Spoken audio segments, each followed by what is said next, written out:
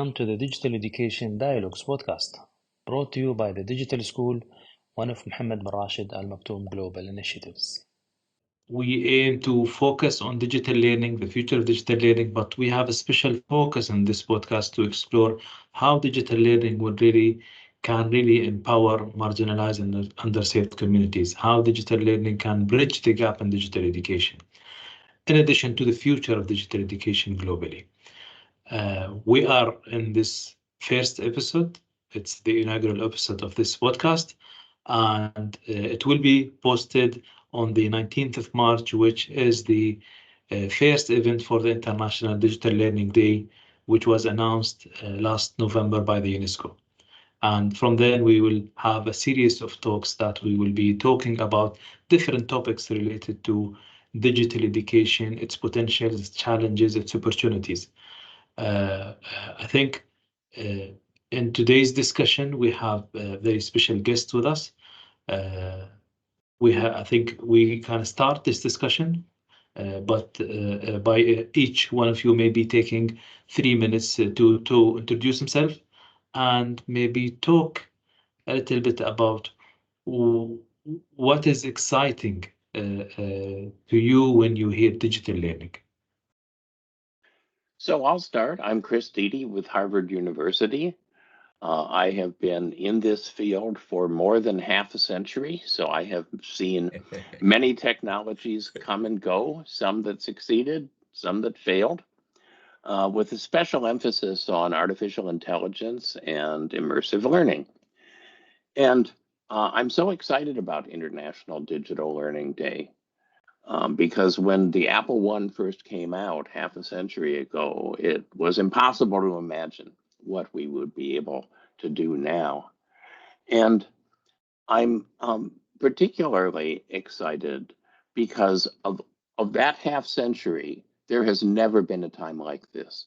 There has never been a time when so many powerful technologies simultaneously were becoming available. And there's never been a time when the world needed everyone to be actively involved in learning, given the kinds of crises and turbulence we face. So I'm looking forward to sharing ideas today. And one of the guests that I invited is Maxime. So please introduce yourself and talk about what you're passionate about. Thank you, Chris. My name is Maxime Jean-Louis, and I work as President and Chief Executive Officer of Contact North, Contact Nord. We are a not-for-profit corporation based in Ontario, Canada, funded by the Government of Ontario, primarily to do two things. One is to make online learning accessible to residents in about 1,500 communities, so that they don't have to leave those communities to take programs and courses for their education.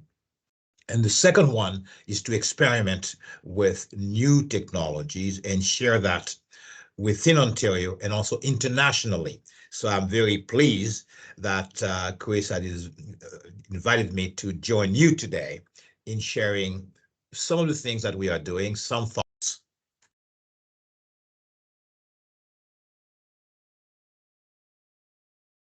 I think you're on mute. I suppose it's my turn now. So my name is Mohammed Qasim, and I'm the Dean of the Dubai Future Academy. And also I'm on the board of the Digital School. Now, what I'm excited about, to be honest, is not just the fact that we are using technology. It's using technology to empower those who have very little power. So hopefully in the future, we can even out the landscape for those who get the best education in the world with those who get the worst education in the world, or no education at all sometimes. So this platform, this vision that Dr. Walid had, started small and it's growing steadily. And this is really changing the way people think about education. It's not just about kids who can afford to go on a digital education website, but it's about those kids who can't. It's providing education to those who cannot reach education. So that's what's most exciting for me.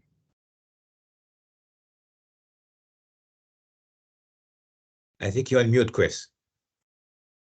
I'm very excited as well by the vision that you portray. And part of what has led us to today and International Digital Learning Day is the terrible tragedy of the pandemic. The week that the pandemic started, I and some colleagues who were experts in online learning began a series called Silver Lining for Learning. And the concept was that in this tragedy, there was a silver lining that online and remote learning were finally going to receive the attention that they deserved. And as a result of the pandemic, something has happened that might have taken decades otherwise, which is that when I'm invited to give a talk almost anywhere in the world, I don't have to worry about whether or not they have online infrastructure.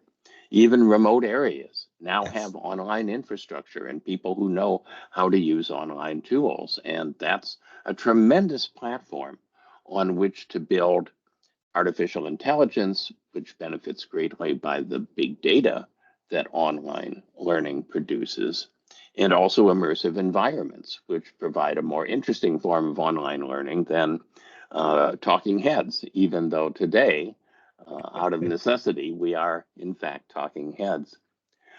So I'd like to ask Maxime, how do you identify the technologies that you feel are worth showing to the people that you serve and highlighting what they could do for them?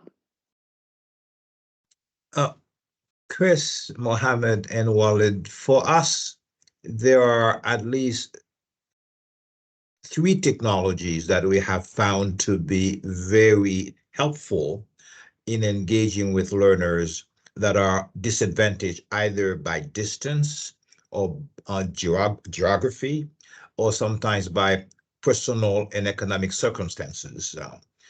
XR has been one of those technologies. AI is another one.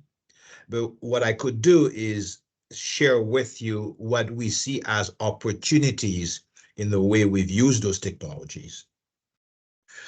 I'll quickly go through my notes, which are 7 ways that we've observed. One opportunity has been for project-based, high-intensive learning experiences throughout Ontario. And Ontario is 1 million square kilometers, so it's a large area. So we've used those project-based learning to have students being immersed in conversation with people across distances, and that has proven to be a very engaging way for them to learn. The second way has been also in terms of access to science experiments through virtual science labs, whether it's been at the high school level, and I congratulate the digital school, or at the university and college level. That has been very, very successful. The third one has been the intense engagement that we've observed with learners here, with learners around the world. So they are not confined to Toronto, Ontario, Canada. They can engage, whether it's learners in the Middle East, whether learners in Europe, in Australia, and so on. I can go on to a couple more if I may, Chris. One of them is adaptive learning, in that it's been enable us to actually use analytics to really be able to monitor and intervene and support the students in a very timely way. And that has been a way to increase retention and increase success as well. 2 more. One is personalized learning, and that's where AI comes in, because to us, AI, what it does do more than any other technology is to enable students to engage in a very personalized experience. And that we have found to be very useful. I will stop here. And of course, there are the chatbots that we use in apps that have been very helpful as well. But Mohammed said something very, very, very insightful. It is not the technology, it is how we use it, how we engage with the students. So, Maxim, if you don't mind me, I want to ask a question. Sure. You mentioned that you had a way to kind of make students pay attention to the class. How's that done? We've done that different ways. One of them has been through using immersive technologies. In some cases, it's been very useful because they can very quickly be engaging and interacting and bringing in their own life experiences as opposed to being instructed. So it's become an exchange, an interaction, and that has worked very, very well. Of course, there are challenges because the teachers have to be trained, the teachers have to have time to train, and the students have to learn to engage with the technology as well. Okay. So, Dr. Mohammed, I know that you are passionate about getting students involved with science, especially students who may have very few opportunities otherwise. And I suspect that you're using simulations, you're using project-based learning, and so on. Could you tell us more about what you're doing? Okay, so let me just kind of make things a bit clearer on what I used to do, and still doing, of course, Yes. and then probably come back to the digital school. So what I do in my spare time is educate people about science, the public in general. I create a podcast, I talk to people through TV shows, through videos, through all these different means, but these are not an academic sort of way of delivering information. So I've been doing this for 13, 14 years now. Wow. And I've been reaching out to people so that we can get them excited about science because the region definitely requires it. But then the digital school came, and this is a totally different paradigm. You're not thinking about the general public who have homes, who live a comfortable life, who can reach science, who can reach their education or videos through their digital devices. Some people don't have digital devices. So we have to provide them with these. So the digital school has facilitated the transfer of knowledge in a way that's not been done before, in a way that provides to people that have been in the dark for a very, very long time. And they will never get a chance, and not even in the future. They have no future. They have no hope. They're constantly thinking of how to live from day to day, how to eat, how to find a shelter. So imagine now relieving them from one of the aspects of their lives, which is not having education. Now we provide them with an education. Now they have a tiny glimmer of light that kind of enlightens them and makes them think about their future now. They have hope. They're thinking, now I can go to a college and I can do things that regular people do. So this is totally different from where I was. Public engagement, the general public. Now it's this worldwide engagement through the digital school, through the tools that are available, through the technology that we are collecting. Dr. Walid is collecting all these different technology, electronics and devices so that we can provide it to countries that don't have them.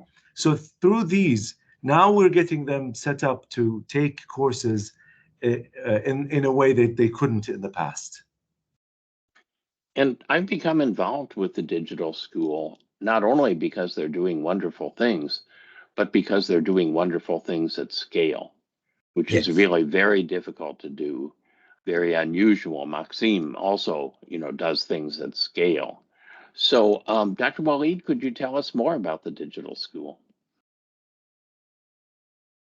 Well, thank you. I think the first question which came during COVID, if the whole world managed to move to some sort of online learning, continue education remotely, then why we can't use all of that, change in technology, high pace of development, and change in mindsets to provide education to those who need it most. And this is where the digital school as a concept emerged. And the first question was, what is digital school? And Yes. I think this is a good question to hear from all of you. But generally, as a digital school, we started, defining what is digital learning, defining what is our model, how is our intervention, what are the services that we should or could apply, and we started then to have intervention design based on the community, based on the country that we work with. Our definition for digital learning was we believe digital learning is a wide spectrum. It can be from basic technology through satellite, TV, radio, WhatsApp, to online e-learning to full advanced. It's a long train. Anyone should be able to jump on it, and by time they can move to the next, I would say, cabinet, or move to the further cabinet based on the availability of infrastructure, connectivity, skills for educators and education system. Right now, as digital school, we have more than 100,000 students benefiting from our services from 9 countries. We expanded actually recently. We signed with 5 more countries in Africa. So every country will have different intervention. Some countries will help them with teachers, digital educators development. So after what is digital education, we asked what is digital educator? Do we need educator? And everybody say digital, we don't need. And we came to conclusion that no, definitely we need educators. Yes. And we need to enable them, because globally we need double the number of educators that we have. So from there, we built our approach, and we are working to refine our model. As Professor Chris always say, you are refining your model, you are building your plane as you are flying. And I think there's a lot. The technology is evolving at a very fast pace, and we are trying to learn more and share more about digital education.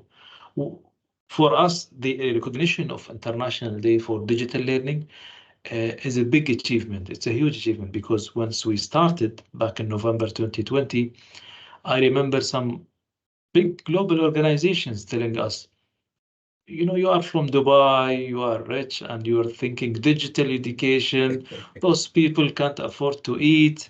And we are telling them, no, digital education will enable us to accelerate SDG 4, access to education, will allow us to provide education and make it more affordable.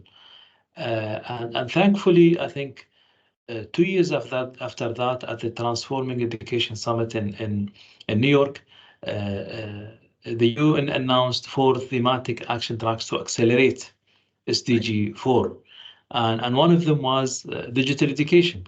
So now every organization, every development organization trying to develop their digital education plan or intervention. So I think I want to share with you this question. What do you think, or how would you define digital education?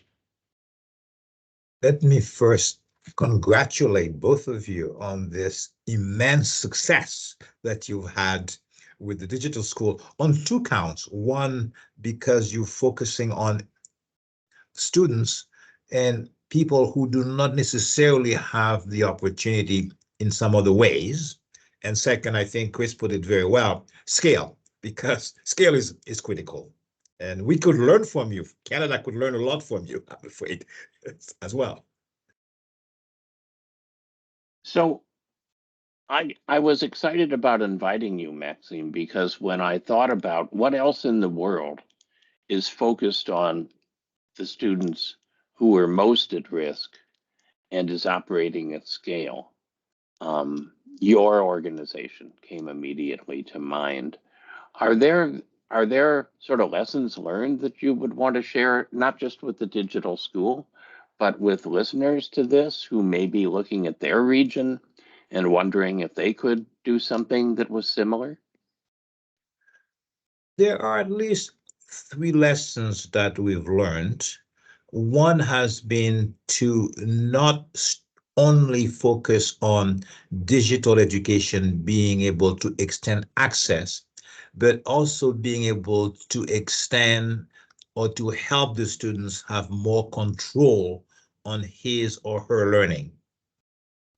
And I can come back to that.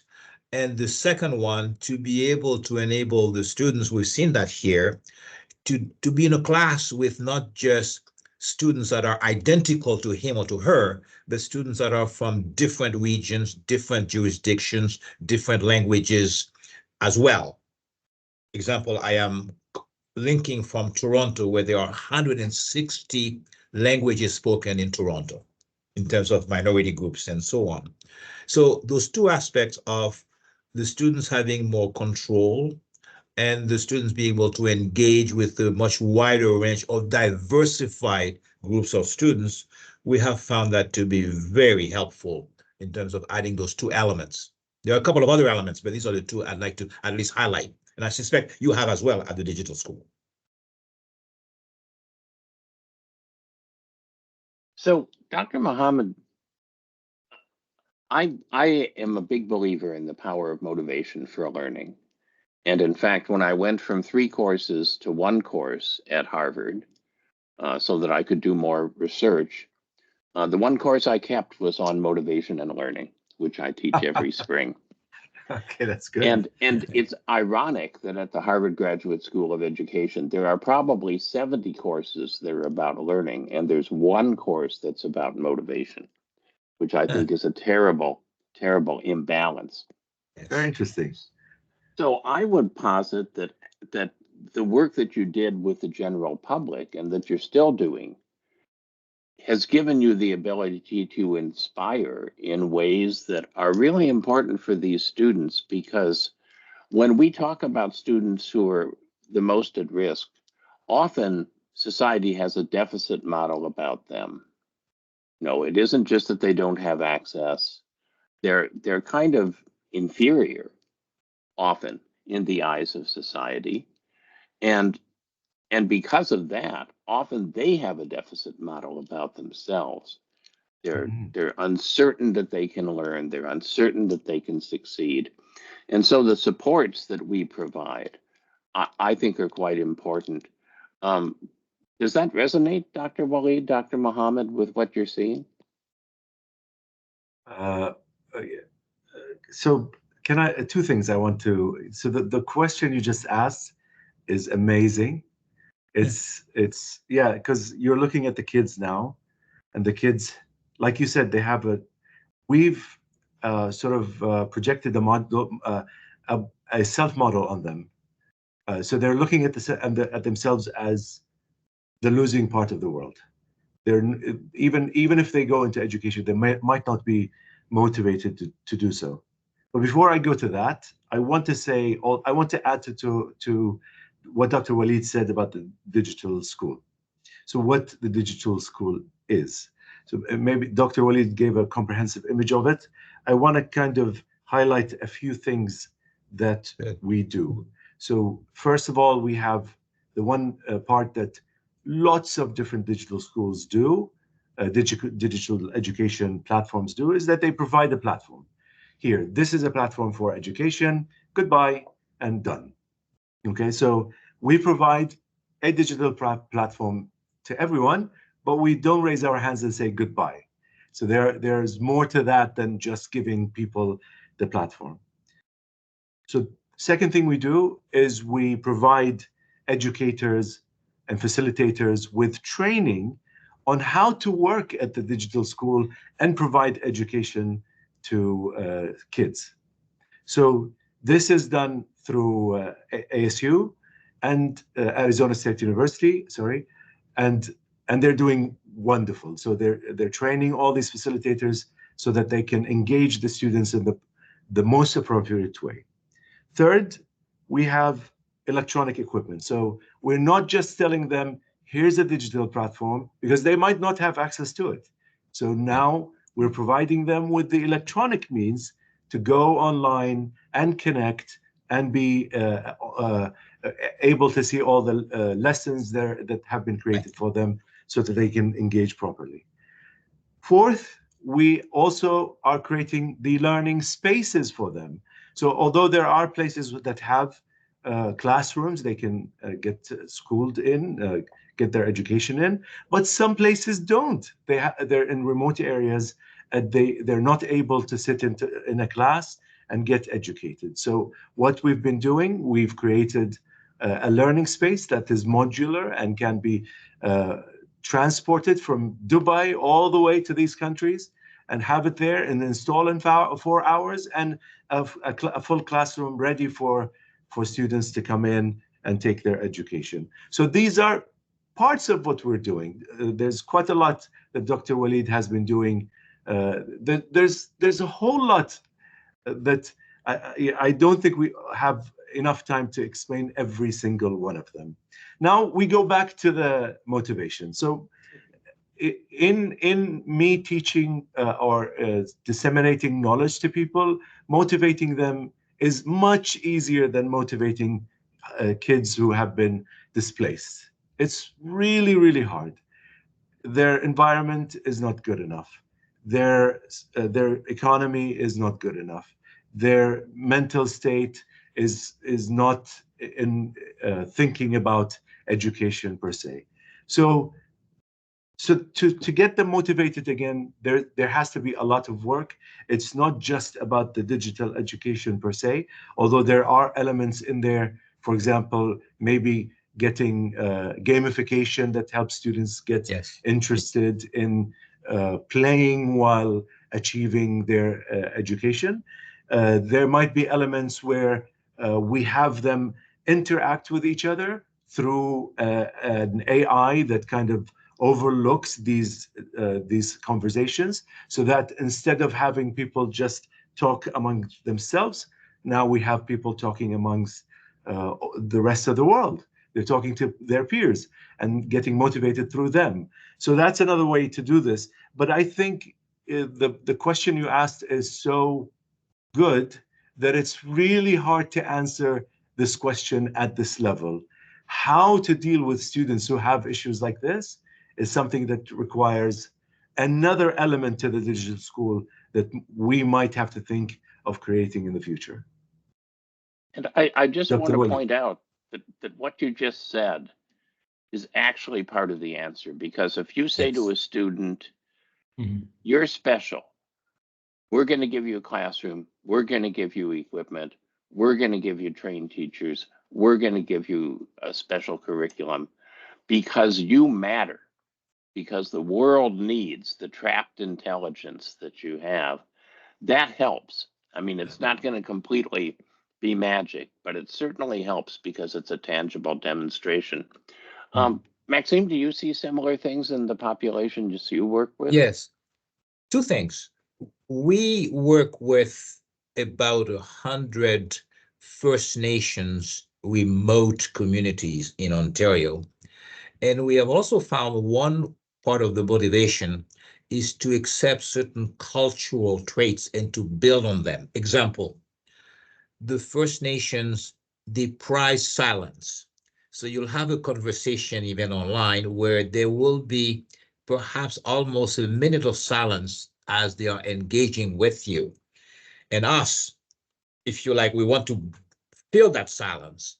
And we have learned to accept it. It's difficult to do when you are online, when you have a minute of silence. It's very long. And that has become a very, very helpful way. The second way, in terms of the motivation, has been to get them to start from their life experiences, no matter how marginalized, how challenged they are. And they immediately open up and reveal some amazing narratives, amazing stories that make the whole learning experience that much richer. So dealing with a group of Indigenous students, the silence and the stories are key to motivating those students as well. That is at our end.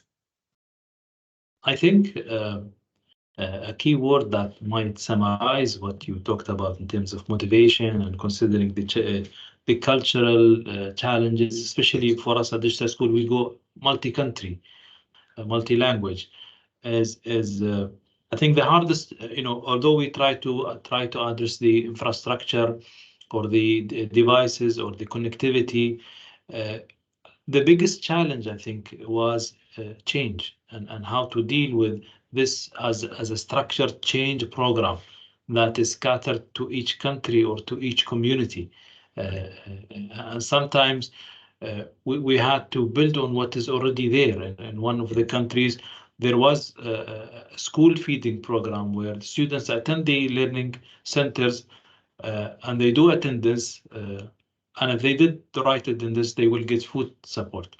And actually, all these learning centers were established for a different purpose. Main purpose was to reduce child labor in these farming areas. So, but they didn't have qualified educators, all the students from multi grades, and we had to kind of ride that wave, work with the Wood Food program on an educational program. And that was so successful that when we started in Egypt with 20 centers, we reached to more than 200 centers in Egypt. And now we are expanding to SADC region, which is 16 countries in Southern Africa region with the Wood Food program. And everybody say, why you are working with the Wood Food program? They are food. And the analogy that the director of the food program says, well, we feed the body and digital school or education will feed the mind, and these should go together. But I think, handling such programs as a structured change program is key to address all the challenges that are there from, cultural, policy, where to engage, whom to engage, how to deal with different cultures.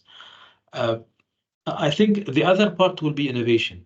And without innovation, you won't be able to really overcome these challenges. And we've been trying, always with our board and with our advisory to kind of, we don't say that digital school will solve the education crisis in the world. Our aim is 1 million students, but 1 million is nothing from the 270 million, I think, or more based on latest statistics. But we look at this as a model, and if this model works with 1,000, 10,000, 100,000, 1 million, then kind of a snowball effect. It can be adjusted and adapted to different needs in different countries.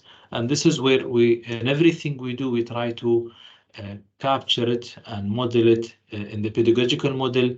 Back then, when we defined our pedagogical model, and Chris helped us review it, and we made it student-centered, independent learner-based pedagogical model to the implementation approach in every country. Not necessarily every student will have a device in certain cases, because distributing devices is extremely expensive and challenging. And that's why we worked on a concept, we called it donate your own device, where we did a local campaign in UAE and the United Arab Emirates, and we said, we believe everyone have an extra device, so donate it, and we will guarantee that your data will be wiped safely. And we brought a very good partner who are specialized in recycling and refurbishing electronic devices. And interestingly, in less than 6 months, we managed to gather more than 30,000 devices. I think almost 10,000 of them are refurbishable, fixable, and it is being refurbished, and it will be shipped to those students in need. And interestingly, many companies and organizations said, you know what, our policy says every 3 or 5 years we change. So let's sign an agreement and we give you these devices, because we know it still have 2 more years to go. And this way, kind of, you engage the community with you in solving this problem. And for us, this is a model that we can share with others, and they can build on it how we can address the challenge of devices. We're still trying to figure out solutions for connectivity, including offline and zero rating internet, but hopefully soon we will reach something. We are cooking something big in the kitchen. Dr. Walid, I was smiling as you were talking about your focus on providing devices, because I am literally in Toronto today, meeting with the government to renew funding for a free laptop and internet loaner program, where we provide students a laptop and an internet modem on loan, free. And so after they finish, we pass it on to other students. And we have found that to be amazingly successful, and the students to be amazingly honest to returning the laptop, and then so other students can carry on. It's so Amazing. I'm going to mention to the government here what you are doing as well today. So I think you should, sorry to interrupt. I think No, you should please. consider the way Dr. Walid is doing it, because the government wouldn't have to subsidize the Exactly. laptops. Yes. And that would make it so much easier. So you Indeed. don't have to worry about getting enough laptops. We throw so many laptops. I can't count the number of laptops I personally have. And imagine how many homes there are in Canada Yes. that have the same sort of thing. So people have lots of laptops, and they would be definitely willing to give them up for education. And Dr. Mohammed, I am the vice president on the board of directors of a company called Renewed Computer Technology based in Toronto. We do almost exactly what you say. We go to banks, for example, we say to them, you have all those laptops that you're going to after their shelf life, and we refurbish them and we Excellent. reuse them. And so that's what we are called, Renewed Computer Technology. That's fantastic. Amazing. So We need to learn. we are very much in sync, Chris, Yes, in so many ways. So let's just do a little thought experiment. Imagine that it's 3 years from now. We're having a panel again to celebrate the anniversary of International Digital Learning Day. Maxime, if everything went right, what would you like to be able to say about your organization 3 years from now, given innovations, given the advances in technology? If you want me to start, I will be able to say that in those 1,500 remote rural communities that have limited means, the question of the devices is no longer an issue.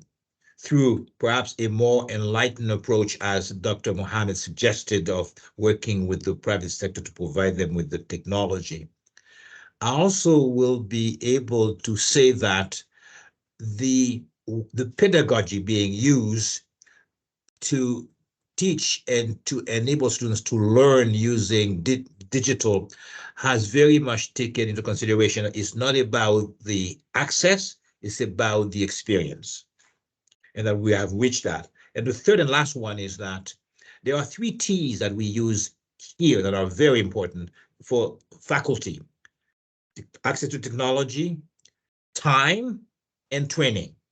So therefore, that we are able to be very much focused on providing those 3 T's to the faculty, because without those, you would miss one of those legs. It doesn't work. If you don't have the time, you don't have the technology, you don't have the training, it will not work. So these are my hopes, Chris, at that time. It's not very flashy, but to me, that's where I'm hopeful that we will be. Dr. Walid, Dr. Mohammed, what would you like to be able to say about the digital school 3 years from now, if everything went right? Dr. Walid, go ahead, take this one. Well, people tell me you always go crazy. So 3 years from now, I think I'm already done with the 1 million target that I have of learners, but I would have gone beyond it, because our accreditation system will be mature. We will be able to issue digital credentials for marginalized students around the world. either in literacy, numeracy, grade levels, or skilling and enrichment programs. They will have these micro credentials in their digital wallet, and they can take it anywhere, and it is digitally signed. Anybody can verify them. In addition, we will be in 3 years from now aligned with many governments that they recognize digital education, and they recognize digital educators, and they look at digital education as a new stream for education that is parallel to K-12 and traditional education. The third point, I think we will be in 3 years from now able to provide the enablers, being the digital ecosystem that will cater for education the most of the students who are marginalized, because all the current LMSs or XMSs are, commercial. So we will have this LMS that will serve those who are most in need. In terms of connectivity and infrastructure, we will have in place projects and programs and policies, hopefully globally, that will make education or access to the internet for education a right and open to anyone to learn, hopefully 3 years from now. And I'll add, from a technological perspective, for me, 3 years from now, that you have mentioned experiences and simulations, and I hope that 3 years from now we integrate what we know about XR and what we know about AI to be able to produce really rich virtual experiences where students can be in a place that they've never been. They can be wearing the shoes of someone they admire, like a scientist or an engineer or a doctor, and they can be experiencing what it is like to do that work and to succeed in doing that work because they have the supports that are needed. And then the other thing that I would put on my wish list, and again, both of you have talked about this, is to have experiences with other people who are not like you at all, who are from a different culture, who are from a different geography, who are from a different socioeconomic status. Because in this world, one of the biggest challenges is that many people see people who are different than them as a threat, instead of seeing people who are different than them as an opportunity. Yes. And if we can just make that difference in values, that people are xenophilic rather than xenophobic, I think that that's going to have a very powerful impact. So that's my, sort of 3 years from now wish list.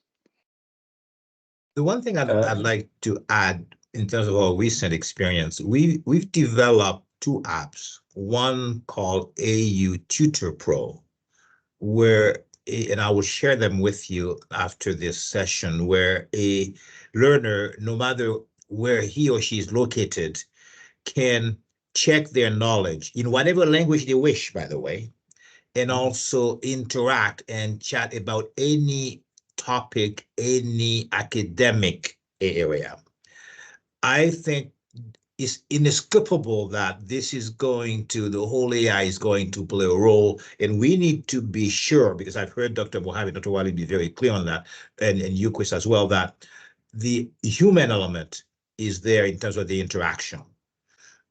If we lose that, I think we'll lose a lot.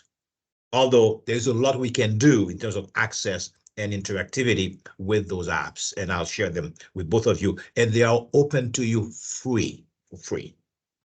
So, Maxim, is this an app where people interact and there's a supervision on them, or they're free to say anything during their interaction? They're free. You could go as a student, and you will see when I share it with you and say, look, I'd like to learn about biology, and I'd like to, and you interact, and we've programmed in such a way that, and you can check your knowledge as well. It sounds a bit futuristic, but when you see it and you play with it, you will see it's actually working.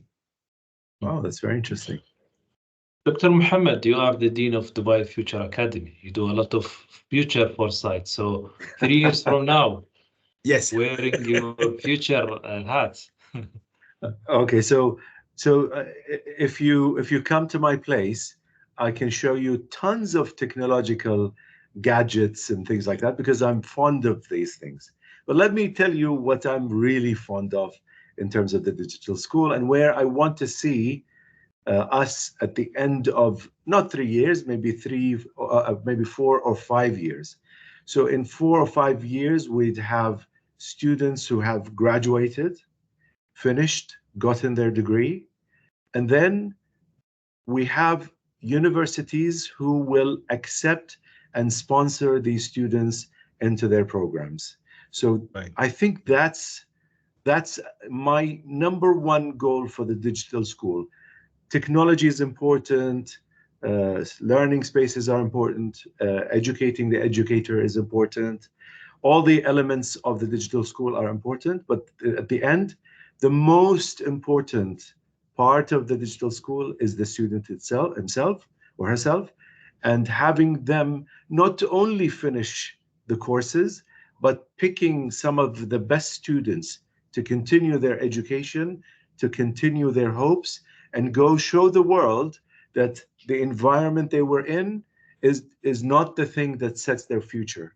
It's what they've done through the digital school. Chris, I've got to say this, that is Dr. Walid and Dr. Mohammed, whatever Canada Contact North can do to support you, I am in. So, Excellent. and we'll discuss that. Let's continue that on very specific initiatives. We'd love to share our insights. We'd love to share our tools, whatever you need. We're definitely ready to have talks with you for sure. You've got some really great ideas and already have established so many things that we're interested in as well. So definitely, let's talk. Indeed. And we can learn from you. We learn a lot from you. And when you talked about the tutoring app, and I know that there's a lot of tutoring involved in the digital school as well. In my motivation course this coming week, one of the things I'm teaching about is called the protege effect. And this is a well-established psychological effect where it's shown that people will work harder to learn something to help a protege, somebody that they're mentoring or coaching or that they feel responsible for, then they will work to help themselves learn something. And so the tutor benefits us a great deal, as well as the person that's being mentored, because they have this added incentive for learning.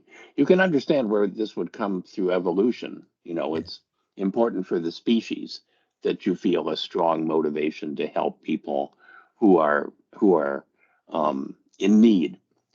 But it's something that often isn't discussed in terms of tutoring, that it's bidirectional, and it really has a kind of a virtuous cycle of motivation connected with it.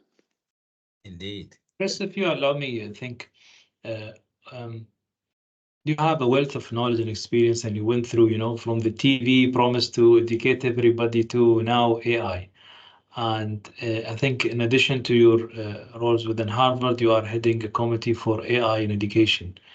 And I want to take this opportunity, having you, Dr. Mohammed and Maxime, to maybe shed some light on the real potentials and concerns of AI, and what in our context we are focusing on marginalized, how we can really have a breakthrough there to really have an impact, not make a big mess. I've heard Chris be very eloquent on that. So Chris, we are listening to you. Well, all of us, you know, should take a swing at this. And it's worth an entire episode. I think later in this series, we will have an entire episode on AI. What I would say is that these generative AI are what are called large language models. And the real promise that's without a lot of troubles connected with it is language. That's what they're really good at. So helping students to be taught in a language that they're familiar with and then bridge to a language that they want to learn, giving students the opportunity to interact with learning environments using natural language rather than having to learn to program or having to pick among forced choices on the screen.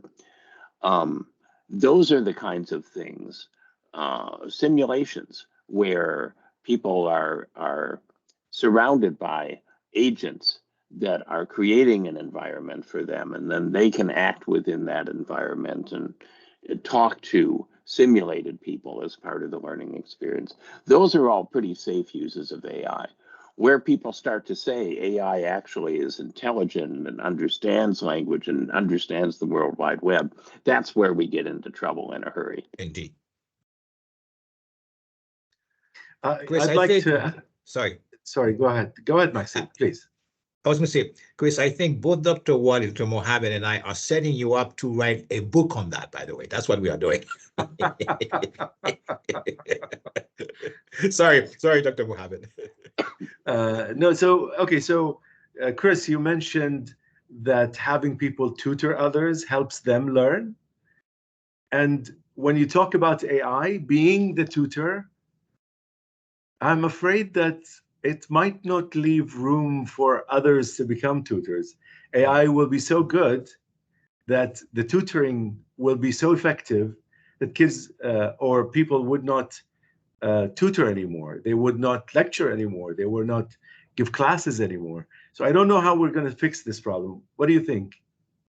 Well, I am the Associate Director for Research of one of the national AI institutes within the US on adult learning and online education. And we are developing tutoring systems for adults, including work that began even before the institute was formed and now has come quite a long way.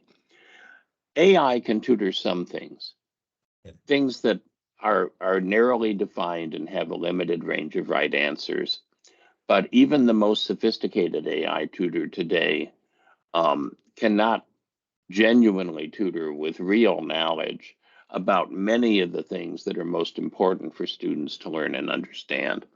So I think we can imagine a kind of a bridge where the AI tutor builds some foundational knowledge and then hands off to a human tutor that really gets into the things that are most complicated and most important. I don't believe within my lifetime we're going to have AI tutors that can really accomplish what human tutors can. And so, a division of labor, understanding the division of labor becomes important. Okay, so let me ask you another question. The other day, I tested an AI system, and it was supposed to be an AI that tutors students. And one of the things I did was to see whether it goes off track. So initially, I asked about math, and it started giving me answers and helping me out. But then I said, okay, let me test if it's going to go off. And I asked it, how can I improve my health by going through the gym? What types of exercises should I do? And it just went away from math and started talking about, telling me how to exercise. But then I wanted to test it more. So I said, how can I meet girls? I want to know what I should be doing to meet girls. And it actually went out of its way to explain how I should be doing that. Now, that tutor is not supposed to be guiding me on anything except education. Yes. How are you dealing with AI in these contexts?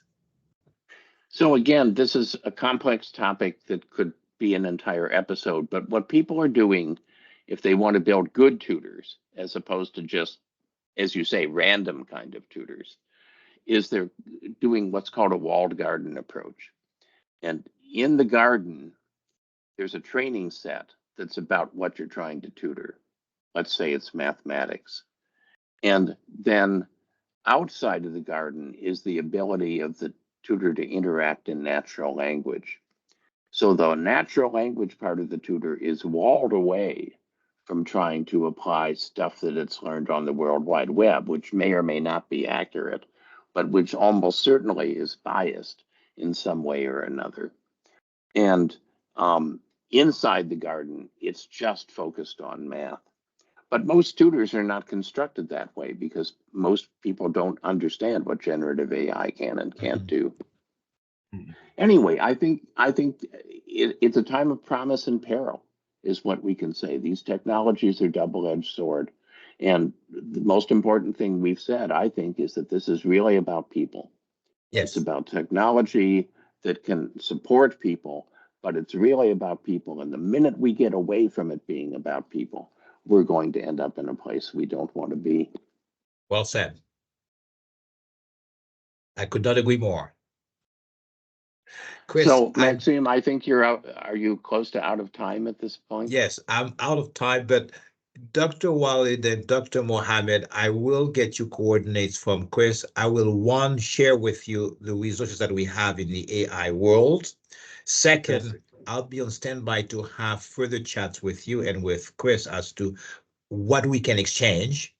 And I don't think neither of you have been to Toronto so far, so I'm going to find a way to lure you to Toronto.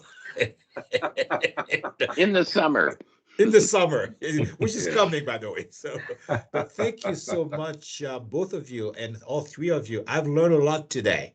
So I'm going to sign off and we'll be talking very soon. Take care. Have a terrific day. Thank you. Thank you very much. Bye-bye. Thank you, Maxime. So, Dr. Walid, do you want to wrap us up and talk about the future of the series? Well, I'd like to thank you all on this inaugural episode of this podcast, which was exciting. We talked about the different areas of digital learning, what excites us about it, where we will see it 3 or more years from now.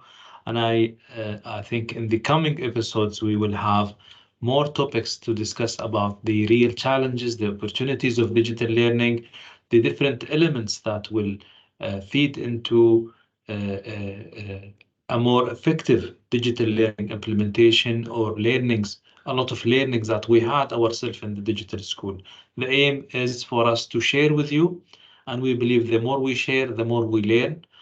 We learned a lot today's session, and I think in the coming series, which I'm honored to have Professor Chris Dede with me in the coming episodes, we will focus on a set of topics that we'll be publishing on our different social media and communication channels.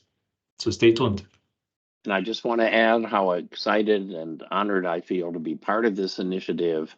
And looking forward, I hope that you will, in the audience, will join us for future episodes. Thank you. So thank you. Thank you. Thank you so much. Thank you very much. Take care. Bye.